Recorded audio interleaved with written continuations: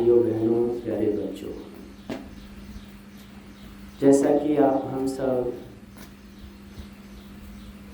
ये जान रहे हैं कि भगवान का दिया हुआ ज्ञान वेद है, जिसमें हमारे सब कल्याण के मूलभूत सिद्धांत हैं। महात्मा तुलसीदास जी ने भी लिखा है, जिस समय श्री राम का राज्याभिषेक हो गया, राजगद्दी संभालने लगे, तो उस समय अयोध्या और इस आर्यावर्त देश की कितनी सुंदर व्यवस्था थी, सुखद मंगलमय व्यवस्था थी। ऐसा वर्णन करते हुए लिखते हैं, वर्णाश्रम निज निज धर्म निरत वेद पथ लोग, चलहि सदा पावई सुखई नहीं भय शोक न रोग। श्री राम के समय पर चारों वर्ण, ब्राह्मण क्षत्रिय वैश्य शूद्र और चारों आश्रमवासी, ब्रह्मचर्याश्रम, गृहस्थाश्रम, वानप्रस्थाश्रम, संन्यासाश्रम, ये आश्रमवासी भी और वर्णवासी भी वेद के अनुसार आचरण किया करते थे श्री राम के समय में, और चलहि सदा पावई सुखई, और सदा सुख प्राप्त करते थे, नहीं भय शोक न रोग। तीन बातें दी हैं इसमें। वेद के अनुसार आचरण करते हुए उनके जीवन में कोई भय नहीं था, निर्भय होकर के जीते थे। संसार में हमारे लिए सबसे बड़ी उपलब्धि कोई है तो वो होनी चाहिए निर्भयता। अगर हम भयभीत रहते हैं तो निश्चित रूप से हम कहीं न कहीं वेद मार्ग से भटक करके चल रहे हैं। जो वेद मार्ग पर चलेंगे, वेद के अनुसार आचरण करेंगे, उनके जीवन से भय खत्म हो जाएगा। और शोक, किसी प्रकार का शोक भी उस समय नहीं था। शोक कहते हैं असमय वस्तु के नष्ट हो जाने पर प्राप्त दुख। उस समय श्री राम के समय पर कोई वस्तु असमय नष्ट नहीं होती थी। कोई शोक में, चिंता में, डिप्रेशन में नहीं आते थे वहाँ के लोग। और तीसरी बात दी है, रोग भी उस समय नहीं थे। यानी उस समय ऐसा बताया जाता है कि मक्खी मच्छरों का भी बाहुल्य नहीं था। इतनी सुंदर व्यवस्था थी, कहीं रोग पैदा करने वाले बैक्टीरिया पनपते ही नहीं थे, क्योंकि वहाँ सभी वेद के अनुसार यज्ञ याग आदि किया करते थे, साफ सफाई पवित्रता से जीवन जीते थे, सदाचरण से युक्त जीवन जीते थे।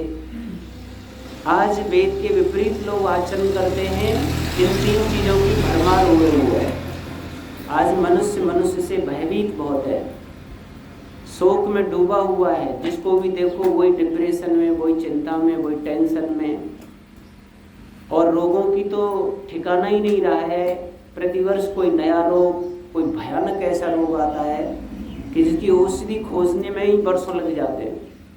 कभी स्वाइन फ्लू आता है, कभी डेंगू आता है, कभी चिकनगुनिया आता है, कभी कोरोना आता है। बरसों औषधियाँ खोजने में लग जाती हैं।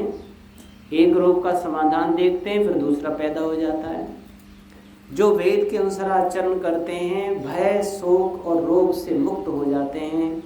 कितना सुखमय जीवन होता होगा उस समय, आप ये अंदाज लगा सकते हैं। इसलिए हमें इस बात पर बहुत जोर देना चाहिए अपने इस मनुष्य जीवन को सफल करने के लिए कि हम वेद की, भगवान की वाणी की मान्यताओं को समझें, सुनें और उसके अनुसार आचरण करें। एक छोटा सा चिंतन दे करके और मैं आगे बढ़ूंगा। वेद ही ईश्वरीय ज्ञान है, और जितने भी दुनिया में ग्रंथ हैं वो ईश्वरीय ज्ञान नहीं है। इसकी क्या कसौटी है? तो आप वेद को ही भगवान की वाणी कहते हो, और दुनिया में मत मजहब वाले ग्रंथ हैं, हिंदुओं में बहुत सारे ग्रंथ हैं, क्या वो ईश्वरीय वाणी नहीं है? तो देखिए, विद्वानों ने कुछ कसौटी दी है। सबसे पहली बात यह है, ईश्वर का जो ज्ञान है वो सृष्टि के प्रारंभ में दिया हुआ होता है, संसार चलने के बाद में नहीं। अब दुनिया के सभी ग्रंथों को आप देखेंगे, उनका समय देखेंगे तो पता चलेगा कि सबसे पहले शुरुआत का दिया हुआ ज्ञान वेद ही है। इस समय सृष्टि को लगभग 2 अरब वर्ष हो गए हैं। वैज्ञानिकों ने भी रेडियम आदि के आविष्कार के साथ ये निर्णय लिया है कि ये दुनिया 2 अरब वर्ष पहले बनी हुई है। तो इतना पुराना भगवान का ज्ञान होना चाहिए, और वो केवल दुनिया में ऋग्वेद, यजुर्वेद, सामवेद, अथर्ववेद ही मिलता है। क्योंकि आज से 2024 वर्ष पहले ईसा मसीह दुनिया में कोई नहीं थे, ईसा मसीह नाम के, तो बाइबल नाम का ग्रंथ नहीं था, तो ईसाई नाम का कोई मजहब दुनिया में नहीं था। 1400 वर्ष पहले मोहम्मद साहब नहीं थे, तो कुरान शरीफ नाम का कोई ग्रंथ नहीं था, तो दुनिया में मुसलमान नाम का कोई मजहब नहीं था। दुनिया में 1400 वर्ष पहले कोई मुसलमान नहीं था, 2024 वर्ष पहले कोई ईसाई नहीं था इस भूमि पे। लगभग 2500 वर्ष पहले कोई बौद्ध मत वाले नहीं थे यहाँ पे, क्यों महात्मा बुद्ध नहीं थे तो बौद्ध मत भी नहीं था। लगभग 3200 वर्ष पहले महावीर स्वामी नहीं थे, तो जैन मत भी इस दुनिया में नहीं था। यानी कि ये तो 5000 वर्ष के भीतर भीतर जो है जितने भी मत मजहब संप्रदाय बने हैं और वो पुस्तकें बनी हैं, जबकि सृष्टि को 2000 वर्ष हो गए, 2 अरब वर्ष हो गए, और ये केवल हजारों वर्ष पहले के ही बने हुए हैं। इसीलिए भगवान की वाणी केवल वेद है और दुनिया के मत मजहब वाले ग्रंथ नहीं है। 5125 वर्ष महाभारत को हुए हैं। 5125 वर्ष पहले महर्षि व्यास नहीं थे, तो महाभारत ग्रंथ नहीं था, तो गीता भी नहीं थी, क्योंकि गीता महाभारत का एक हिस्सा है। और जो 18 पुराण बने वो महाभारत के बाद ही बने, बहुत काल बाद बने हैं। भागवत पुराण आदि ये ग्रंथ 5000 वर्ष से पहले पीछे के बने हैं, उससे पहले नहीं है। 9.5 लाख वर्ष श्री राम के जन्म को हुआ है। 9.5 लाख वर्ष पहले रामायण भी नहीं थी, वाल्मीकि जी भी नहीं थे। कुल मिलाकर के दुनिया में सबसे पुराना कोई धर्म ग्रंथ है तो वो वेद ही है। दूसरी एक कसौटी दी है, भगवान के दिए हुए ज्ञान में संपूर्ण विद्याएं होनी चाहिए। आप वेद को छोड़ करके किसी भी ग्रंथ में आप गणित नहीं दिखा सकते, जबकि हमको गणित की जरूरत पड़ती है। गणित हमने कहाँ से सीखा? तो वेद से सीखा। दुनिया किसी भी ग्रंथ में, रामायण, गीता, महाभारत, कुरान, तौरेत, जंबूर, बाइबल, किसी ग्रंथ में आपको गणित नहीं मिलेगा। दुनिया के किसी ग्रंथ में आपको औषधियों का ज्ञान नहीं मिलेगा। सबसे पहले आयुर्वेद, मनुष्य बीमार होगा, उसको इलाज के लिए औषधियों की आवश्यकता है, उसकी पहचान, उसके गुण धर्म कहाँ से प्राप्त हुए, इस जानकारी कहाँ से मिली? तो वो वेद से मिली, आयुर्वेद से मिली, जो वेद का उपवेद है। दुनिया में संगीत कहाँ से निकला? हमें सारे गामा पाधानी ये 7 स्वरों का बोध कहाँ से हुआ? दुनिया के किसी ग्रंथ में संगीत नहीं मिलेगा, केवल आपको वेद में ही संगीत मिलता है। षडज, निषाद, रैवत, धैवत, गंधार, ये जो स्वरों का वर्णन है सामवेद के अंदर वर्णन आता है। संगीत विद्या केवल वेद से निकली हुई है और किसी ग्रंथ में संगीत विद्या भी नहीं है। भवन बनाने की विद्या किसी ग्रंथ में नहीं मिलेगी, यज्ञ करने की विद्या किसी ग्रंथ में नहीं मिलेगी। बच्चों के 16 संस्कार होते हैं, मनुष्य को मानव देवता बनाने के 16 संस्कारों की विद्या किसी ग्रंथ में नहीं मिलेगी, केवल वेद में मिलेगी। जितने भी उत्तम कार्य, खेती आदि करने का, विमान आदि बनाने का, दुनिया भर का जो ज्ञान विज्ञान, जो मनुष्य शरीर में पाई जाने वाली आत्मा के कल्याण के लिए आवश्यक ज्ञान था, वो पूरा ज्ञान केवल वेद के अंदर है। इसीलिए भी ये निश्चय होता है कि भगवान की वाणी वेद ही है और कोई ग्रंथ नहीं है। वो ऋषि मुनियों के हो सकते हैं, विद्वानों के हो सकते हैं, मनुष्यों के बने हो सकते हैं।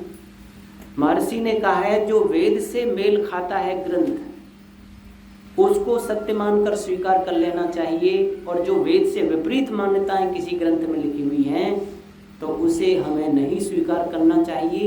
नहीं तो वो विद्या, अविद्या हमें अंधकार की ओर ले जाती है। वेद मॉनिटर कॉपी है। जैसे छोटे छोटे दीपक और बल्ब मनुष्य तैयार करता है, पर सूर्य जैसा दीपक जो सारी दुनिया को प्रकाशित करता है वो भगवान पैदा करता है। तो ज्ञान रूपी सूर्य केवल भगवान ने पैदा किया, उसमें से छोटे छोटे दीपक, बल्ब, ट्यूबलाइट आदि हमने उसमें से निकाल करके तैयार किए। इसलिए और सभी मनुष्यकृत ग्रंथ हैं, बाकी वेद 4 जो ऋग, यजु, साम, अथर्व हैं, वही भगवान की वाणी है। एक और कसौटी दी है, ईश्वरीय ज्ञान वेद ही क्यों है? वेद के अंदर इतिहास नहीं पाया जाता। आप यहाँ पे रोजाना वेद मंत्र पढ़ते हैं, क्या कभी वेद मंत्रों में किसी राजा महाराजा का इतिहास आता है कि फलाना राजा हुआ, उसके विवाह हुए, उसके इतनी संतानें हुई, उन्होंने युद्ध लड़े, वहाँ विजय प्राप्त की, वहाँ ये हुआ? किसी राजा महाराजा की या मनुष्य की कोई जीवनी, कोई इतिहास वेद में नहीं आता।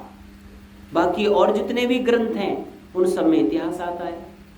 इतिहास बनता है, मनुष्य पैदा होंगे, फिर आपस में पढ़ेंगे लिखेंगे, धनवान विद्वान बलवान बनेंगे, आपस में युद्ध आदि होंगे, विजय होगी, उनके इतिहास बनेंगे, उनके आदर्शों के लिए लोगों को प्रेरणा देने के लिए इतिहास बनेंगे। वेद में केवल मंत्र है, मानी विधि है, माने ये करना है, ये नहीं करना। विधि और निषेध 2 के रूप में आदेश भगवान ने दिए। किसी मंत्र में आपको मिलेगा कि ये काम करना चाहिए, किसी में मिलेगा ये नहीं करना चाहिए। भाई दुर्गुण दुर्व्यसन नहीं बसाने चाहिए, सद्गुण सद्व्यवहार जीवन में धारण करने चाहिए। राजा को ऐसा होना चाहिए, ऐसा राजा को नहीं करना चाहिए। वैद्य को ऐसा होना चाहिए, माता पिता को ऐसा होना चाहिए। ऐसा वर्णन विधि और निषेध के रूप में मंत्रों में आता है। इतिहास नाम की कोई चीज आपको वेद के अंदर नहीं मिलेगी, क्योंकि सृष्टि के प्रारंभ में जब पहला मनुष्य पैदा हुआ उसके अंदर ये ज्ञान दिया, तो इतिहास बनने का मतलब ही नहीं होता है। इसलिए हमें बहुत सारी कसौटियों से ये जानकारी मिलती है कि भगवान का ज्ञान वेद है। एक और कसौटी है, जो संसार में है वही वेद में है, और जो वेद में है वही संसार में है। और जितने भी ग्रंथ हैं उनमें ऐसा भी वर्णन आता है कि संसार में है कुछ और उनमें लिखा हुआ कुछ है। उनमें जो लिखा है वो संसार में घटता ही नहीं है। ऐसी अतिशयोक्ति, ऐसी बातें, अनर्गल बातें उनमें लिखी हुई हैं, पर वेद में ऐसा कहीं नहीं मिलेगा। जो भगवान ने वेद में दिया है वही दुनिया में घटित होता है। जैसे वेद में दिया हुआ है कि नर मादा के योग से संतान पैदा होती है, ऐसा वेद में लिखा है, वैसा ही सृष्टि में हो रहा है। कहीं कोई कहता है कि कान से कर्ण पैदा हुआ, कोई कहता है कि यूं ही ऊपर से टपक पड़ा, कोई कुंवारी के पुत्र बताता है ईसा मसीह को कि कुंवारी के पैदा हो गया। यानी कि कितनी अनर्गल बातें। किसी ने चांद के 2 टुकड़े कर दिए, कोई सूर्य को गाल में दे गया हनुमान जी। इस पृथ्वी से 13.5 लाख गुना बड़ा सूर्य, पृथ्वी से 13 लाख गुना बड़ा सूर्य और अग्नि का गोला, और इस पे कोई आदमी खड़ा हुआ है और वो इतने बड़े सूर्य को गाल में दे ले। बहुत सारी बातें अतिशयोक्ति, अनर्गल हैं। वेद में जो लिखा होगा वही सृष्टि में होता है। इसलिए हमें भगवान की वाणी वेद को स्वीकार करना चाहिए। जो रोज वेद पढ़ते हैं समझ लो वो भगवान से बात करते हैं। बहुत सौभाग्यशाली लोग हैं जिनको वेद पढ़ने को मिल जाता है। वो कितने दुर्भाग्यशाली होंगे जिनको भगवान की वाणी सुनने और पढ़ने का अवसर ही नहीं मिला। जिनको कितने दुर्भाग्यशाली हैं जिनको भगवान की आज्ञा समझने का ही मौका नहीं मिला। वो तो पशुओं की तरह आए और चले गए। इसीलिए हम वेद सुनते हैं, पढ़ते हैं, ये हमारा परम सौभाग्य है और ये परम तप भी माना जाता है। जैसे यज्ञ का पुण्य मिलता है वैसे वेद पढ़ने और सुनने का भी पुण्य मिलता है। इसको परम धर्म, पहले जैसे मैंने कहा था महर्षि दयानंद ने लिखा है, इसका पढ़ने का सुनने का पुण्य भी प्राप्त होता है, क्योंकि आप भगवान की वाणी को सुन रहे हो, श्रवण कर रहे हो या उच्चारण कर रहे हो। ऐसा एक सौभाग्य हमें मिलता है। अब बात आती है कि चलो मान लेते हैं वेद भगवान की वाणी है। अब वेद के अनुसार हम इस दुनिया को पढ़ना चाहते हैं। ये वास्तव में दुनिया क्या है, वेद के अनुसार हम ये जानना चाहते हैं। तो आइए, वेद के अंदर ऐसे बहुत मंत्र हैं जिसमें इस दुनिया को समझाया गया है। सबसे पहले सारी दुनिया को हम जानें उससे पहले हमें अपने को जानना चाहिए। वेद के अनुसार हम अपने को पढ़ें, क्योंकि कोई भी जानकारी निकट से दूर की जाती है। पहले पास की जानकारी की जाती है, फिर दूर की जानकारी होती है। अभी आप जयपुर को जानना चाहते हैं तो पहले महुआ को जानोगे, फिर दौसा को जानोगे, फिर जयपुर की जानकारी होगी। पहले निकट की चीज़ जानी जाती है, फिर दूर की जानी जाती है। और मेरे से ज़्यादा निकट कोई दुनिया में है नहीं। मैं माइक की भी जानकारी करना चाहूँ कि भाई ये माइक क्या चीज़ है, तो ये भी मेरे से दूर है। उससे पहले तो मैं ही सबसे ज़्यादा नज़दीक हूँ। मैं क्या हूँ, ये हमारे सामने प्रश्न है। जब दुनिया में बच्चा पैदा होता है तो उसके सामने प्रश्न होता है, मैं कौन हूँ, मैं कहाँ से आया हूँ, मुझे यहाँ क्या करना है, आखिर मैं यहाँ क्या करके कल्याण प्राप्त कर पाऊँगा, क्या करने से मेरी हानि हो जाएगी, आखिर फिर मैं चला कहाँ जाता हूँ। ये कितने सारे प्रश्न हैं हमारे सामने। इसीलिए जब नामकरण बच्चे का होता है तो पिता ये 2 उंगलियां बच्चे की नासिका पर रख करके और कहता है, को असी कतमो असी कस्यासी को नामासी। तू कौन है, तेरा क्या नाम है, तू किसका है, तू यहाँ क्यों आया है। ये पिता 11वें दिन बच्चे के सामने प्रश्न कर रहा है। जब नामकरण किया जाता है उस दिन पिता बच्चे की नासिका पर रख के उसे प्रश्न कर रहा है, तू कौन है, तू किसका है, तेरा नाम क्या है, तू क्या करने यहाँ पे आया है। तो ये हम सब के सामने प्रश्न है। जैसे कोई विद्यालय में बच्चा जाता है, सबसे पहले दिन पिता लेके उंगली पकड़ के ले जाते हैं, तो विद्यालय में जाते ही उसके सामने प्रश्न होते हैं कि ये विद्यालय क्या है, यहाँ मैं क्यों लाया गया हूँ, यहाँ मुझको क्या करना पड़ेगा, क्या चीज़ मुझे लेनी है यहाँ से, उससे मेरा क्या होगा। ये प्रश्न है उसके सामने। जब उसको ये उत्तर देगा पिता, बेटा तू अब विद्यार्थी है, ये विद्यालय है, तू विद्या की खोज में निकला है, विद्या तुम्हें विद्यालय में मिलेगी, गुरुओं के पास यहाँ विद्या मिलेगी, और विद्या से तेरा आत्मोत्थान होगा, कल्याण होगा, विद्या से तुम्हें सब सुख मिलेंगे। जब इन प्रश्नों का उत्तर उसके दिमाग में आ जाता है कि मैं विद्यार्थी हूँ, विद्या पाने आया हूँ, ये विद्यालय, यहाँ विद्या मिलेगी, यहाँ गुरुओं से विद्या मुझे मिलेगी, विद्या से मेरा आत्मकल्याण होगा, तो फिर उस विद्यालय से, उस जीवन से वो लाभ उठा लेता है। और जब उसे यही पता नहीं है कि मैं विद्यार्थी हूँ, इस विद्यालय में क्यों आया हूँ, क्या मुझे लेना है और इससे मेरा क्या फ़ायदा होगा, तो फिर वो लाभ नहीं उठा पाता है। वो कहता है मैं तो भैंस चरा लूँगा, खेत करूँगा, मुझे ना पढ़नी तुम्हारी विद्या। वो फिर जीवन भर भैंस चराता है, खेती करता है, बग्गी हाँकता है और काम करता है, क्योंकि उसे विद्या का महत्व मालूम नहीं, अपने जीवन का महत्व मालूम नहीं, विद्यालय का महत्व मालूम नहीं। ऐसे ही हमें पहले ये समझना होगा मैं कौन हूँ, ये दुनिया क्या है, इस दुनिया में मैं क्यों आया हूँ, उससे मुझे क्या लेना है इस दुनिया से, और क्या लेने से मेरा कैसे उद्धार होगा। ये सारे प्रश्नों के उत्तर जिस समय हम खोज लेंगे तो हम अपने जीवन से और संसार से लाभ उठा लेंगे। तो उसके लिए मंत्र है, यजुर्वेद के 40वें अध्याय का एक मंत्र है जो हमारे इस चलते फिरते जीवन की हकीकत को बताता है। वायुरनिलम मृतम मथेदम भस्मांतम शरीरम ओम कृतो स्मर क्लिवे स्मर कृतम स्मर। इस मंत्र में भगवान ने पहले चरण में इस शरीर की हकीकत को बताया है, ये क्या है। दूसरे चरण में इस शरीर जीवन के उद्देश्य को बताया है, फिर इस शरीर को पाने का उद्देश्य क्या है ये दूसरे चरण में बताया है। तो वास्तव में ये शरीर क्या है और फिर इसका उद्देश्य क्या है, ये चर्चा आपके बीच में कल करेंगे। हमें वेद मंत्रों के द्वारा अपने को, संसार को, संसार के कार्यों को समझने का हमें यह अवसर मिले, इसके लिए आप रोजाना वेद पढ़ते हैं और पढ़ते रहें। ओम शम, धन्यवाद।